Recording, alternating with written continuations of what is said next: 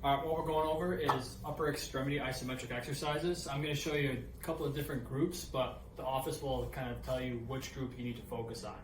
So in order to do a shoulder isometric, what we would have the patient do, or what you're going to do at home, and you can either do this against something, or if you have a partner or a friend that can do it for you, even better. But they're just going to, you're going to bring your shoulder up like this, and you just hold it here, and just keep your arm right in that position. Good. And the same concept, if you want to do it against the wall, you can kind of bring your arm up a little bit and then just push it right up into the wall. Next one would be the elbow. And for the elbow, it's just going to be like a bicep curl.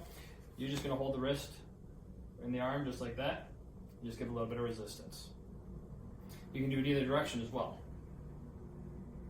So even when someone's at home, if they need to do this at home by themselves, they don't have somebody to work with, I tell a lot of people go up to a table and then just bring your arm underneath the table and just kind of hold it underneath the table, or push down on the table. Either way, it's going to work that same group of muscles.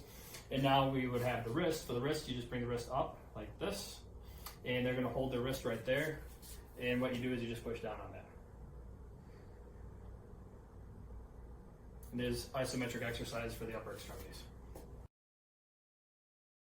What we're going over is isometrics for the lower extremity. I'm going to break it down into 3 different joints. We're going to go hip, knee, and ankle. Each person is different, and we will specify to the patient which area they need to focus on. We'll give you your sets and reps for at home, but this is more a demonstration on how to do it.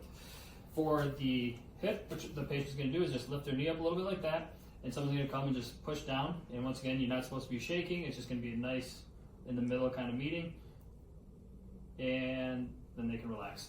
If you need to do that at home without somebody, if you can't find like a table or a desk that's kind of on the low side and you've got a chair that you can raise up underneath it, you can do that same concept and just bring your knee into the chair. If it's got kind of a weird angle to it or anything else, put a towel between your knee and the table. Next one's going to be the knee. So for the knee, they just bring their foot out a little bit like that, and you can support it if you want, and you're just going to push down on the shin. And then they can also leave it right there. They can actually bring their knee in a little bit, or their foot in a little bit, and you can pull out.